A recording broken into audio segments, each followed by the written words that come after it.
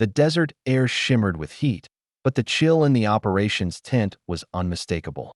"You'll never make it back alive if you try that," a Navy SEAL muttered under his breath, his eyes fixed on the mission map. Every head turned toward her, the lone woman in the room, a flight suit clinging to her frame like a second skin. She didn't flinch.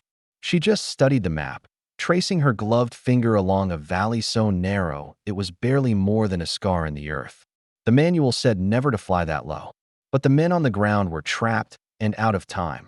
Major Erin Cole had been underestimated before. She'd learned to live with the sideways glances, the unspoken doubts, the way her presence seemed to demand proof she didn't know anyone. But today was different. Today, hesitation meant watching American lives disappear into silence. The SEAL team's radio crackled with the sound of gunfire in the distance.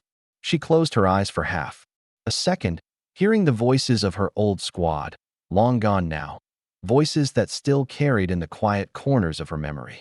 She remembered the day she stood alone on the tarmac, watching their flag-draped coffins being loaded, feeling the weight of every breath she still took. That was the day she promised herself no one would ever be left behind on her watch. Her path to this moment had been carved in sacrifice. Years of training in the blistering Arizona sun, learning to master the A-10 Warthog, a flying tank that could take a beating and keep going. Long deployments that stole birthdays, holidays, and the chance to watch her little brother grow up. Every mission etched into her hands the memory of the people she fought for and the ones she couldn't save. Now, as the command tent filled with quiet doubt, she kept her gaze steady. Regulations were written for safety, for order, but sometimes they were written for skies far kinder than these. The valley's sharp walls would slice her margins to nothing. One wrong move, and the earth itself would rise up to take her. Still, she thought of the trapped SEAL team, pinned down in a canyon where no rescue helicopter could reach. The radio carried fragments of their voices, choked with static and adrenaline. They weren't asking for her. They didn't even know help was near. But she knew, and that was enough. She zipped her flight suit, each motion slow, deliberate, like a soldier loading the last round in their rifle.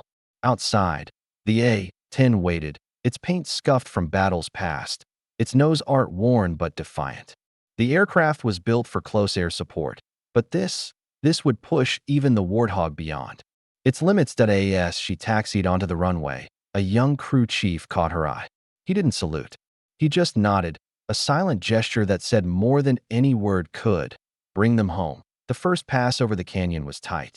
Her wings seemed to scrape the air itself, the ground blurring below in streaks of brown and shadow. Tracer rounds stitched the sky ahead, but she held her course, angling lower, closer, until even the manual's warnings became meaningless. If you're not willing to go where no one else will, why are you even here? She thought. On the second pass, her cannons roared.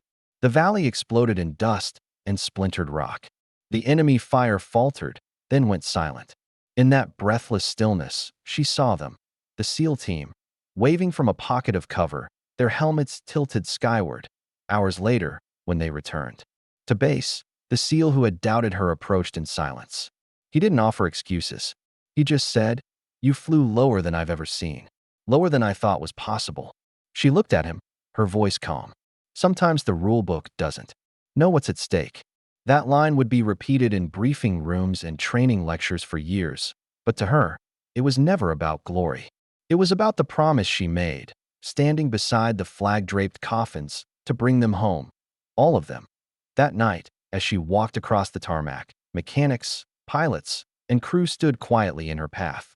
One by one, they removed their caps and nodded. No speeches, no applause, just the kind of respect that can't be ordered, only earned. And somewhere in the dark, the wind carried the faintest echo of her fallen friends. Not in words, but in a feeling she carried with her always.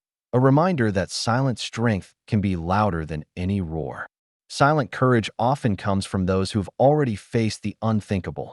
Respect it, honor it, and never underestimate it. Where are you watching from?